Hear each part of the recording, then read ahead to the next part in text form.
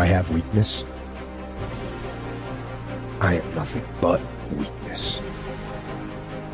I'm not naturally strong or fast or flexible. I'm certainly not the smartest person in the world. I get emotional over stupid things. I eat the wrong foods. I don't sleep enough. I procrastinate and I waste time.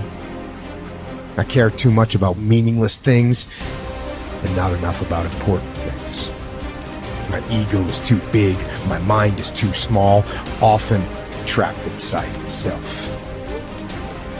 Now, all that being said, I have a saying. A person's strength is often their biggest weakness, but their weaknesses can become strengths. Success, guys, a very, very lonely road, man. Along that road, you're not going to see too many friends. You see your shadow most often. You got to trust in the heart of hearts. Inside what you're doing, what you believe in is a worthy cause, a winnable fight. I wish I could tell you you're tired, go take a break. I wish I could tell you tired, rest for a year. I wish I could tell you that it's gonna get easier. I wish I could tell you it's gonna get easier. I wish I could tell you that if you just keep going, it's gonna get lighter. I dare you to take a stand today to say no more. I will no longer accept this for my life. I dare you to take action today. I dare you to write your goals down and get someone to hold you accountable. I dare you to hold yourself accountable. I dare you to give up everything that is keeping you from your dream, to say no to all the negative influences. I dare you to pick up a book instead of a drink. I dare you to work harder than you think you did yesterday. I dare you to prove them wrong. I dare you to prove yourself right. I dare you to stand up as a man or as a strong woman, as whoever you are, and declare that you are going to claim a bigger and better life for yourself. When you get to the point where enough is enough, when you get to the point where it hurt real bad, when you get to the point when it's over, when they're tired, when they're frustrated, when they're ready to give up, when they spent their last dime, that's when they get started. But what you cannot do is you cannot quit during the process. You cannot give up because it ain't what you see. You cannot give up. Pain is there to make you better. Without struggle, there can be no victory. And let me tell you, when you've been through pain, when you've fought for where you are, you ain't gonna let anyone take away what you got. When you've earned it and paid your dues and suffered and failed, been hurt and been down, and you get back up, when pain and struggle comes to face you again, you look it in the face and stand it down. Because you've been through too much. You're too strong now. Everything that has happened to you up until this point has made you who you are. And it will continue to mold you into who you will be. How do you overcome the suffering of life? Is be a better person. That's how you do it. Well, that's hard. It takes responsibility. And I think, if you said to someone, you want to have a meaningful life? Everything you do matters. That's the definition of a meaningful life. But everything you do matters. You're going to have to carry that with you. Or do you want to just forget about the whole meaning thing and then you don't have any responsibility because who the hell cares? And you can wander through life doing whatever you want, gratifying impulsive desires for how useful that's going to be. And you're stuck in meaninglessness, but you don't have any responsibility. Which one do you want?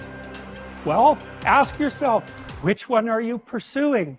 And you'll find very rapidly that it isn't the majority of your soul that's pursuing the whole meaning thing, because, well, look what you have to do that. You have to take on the fact that life is suffering. You have to put yourself together in the face of that. It starts with yourself, man. You gotta start diving into those things that you're afraid of. You don't gain confidence by going to the spot that makes you feel good.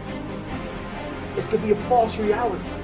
And the second life gives you that challenge, all you want to do is go back to what made you confidence, or what gave you confidence, is that happy spot. No. What gives you confidence, what gave me confidence, was spending years at a kitchen table trying to learn how to read and write on my own. Realizing I can't learn the way you learn. I can't, but I can learn. What gives you confidence, not being afraid It's overcoming the fear. I used to stutter severely bad. So right now, I don't know how many people are gonna watch this. You know what gives me confidence? Is knowing I no longer care if I sit here and start stuttering anymore. That's what gives me confidence, is facing these things, overcoming them. And maybe not overcoming them every day, but facing them. And facing and facing. Pretty soon like this, oh man, this is where it's at. It's not in that comfort zone. It's in the discomfort zone is where my confidence is getting built. That's where it's getting built. But people want they want an easier answer. There has to be an easier way. It's not. I'm sorry. I searched for it my entire life. I did. I lied. I did everything. And I still felt empty. I walk around with a backpack with all my stuff and no car. And I walk around happiest person in the world. Have nothing. Happy as hell. It's because I found out the whole key to life. It's not in all that. Have to face yourself. So many people live to be 100 years old and they die miserable, having everything, because they never examine. I call it my live autopsy. You never examine this. Happiness, peace, enlightenment, it's all up here, man. It's all up here. And when I start talking like this, people are, man, I don't know. It's the truth, man. It's all up here. You just got to be willing to go and face it. And that's the hard part. Attitude is a reflection, a result of a person's will. It is incalculably powerful. It can bring about marvelous results for us, but we need to train it patiently, day by day. Now let's talk about the attitudes of people who are successful. The top 5% of the people who go sailing through life from one success to another and who, even when they fail at something, shrug it off and head right out again. No matter who the person is or what he does, men and women in sales, business executives, people in all the professions, wives and mothers, students, top people in the armed forces, public servants, men and women in the service of religion, working men and women in all fields of endeavor, wherever you find a person doing an outstanding job and getting outstanding results, you will find a person with the right kind of attitude. These people take the attitude toward themselves that they can accomplish what they set out to accomplish, that there's no good reason on earth why they can't be competent, successful. They have a healthy attitude toward themselves and, as a result, toward life and the things they want to accomplish. And because of this, they achieve some remarkable things, and they come to be called successful, outstanding, brilliant, lucky, and a lot of other things. They're quite frequently no more brilliant or outstanding than the majority of the people by whom they're surrounded. But they did develop the right attitude, and they found their accomplishments not too difficult, and many times surprisingly easy, simply because it seems that so few are really trying, really believe in themselves. Successful people come in all shapes and sizes and in widely varying degrees of intelligence, background, and so on. But they all have one thing in common. They expect more good out of life than bad. They expect to succeed more than they fail. If you want something worthwhile, take the attitude that there are a lot more reasons why you can have it than there are that you cannot, and set out to earn it. Go after it, work at it, ask for it, and 9 times out of 10, you'll get it. Our environment is really a mirror of our mental attitude. If we don't like our environment, we have to change our attitude first.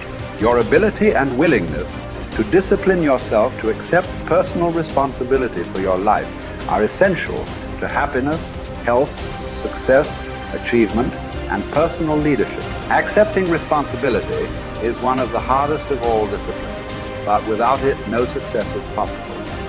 The failure to accept responsibility and the attempt to foist responsibility for things in your life that make you unhappy onto other people, institutions, and situations completely distort cause and effect, undermine your character, weaken your resolve, and diminish your humanity. They lead to making endless excuses. There is a direct relationship between the acceptance of responsibility and the amount of personal control you feel you have over your life.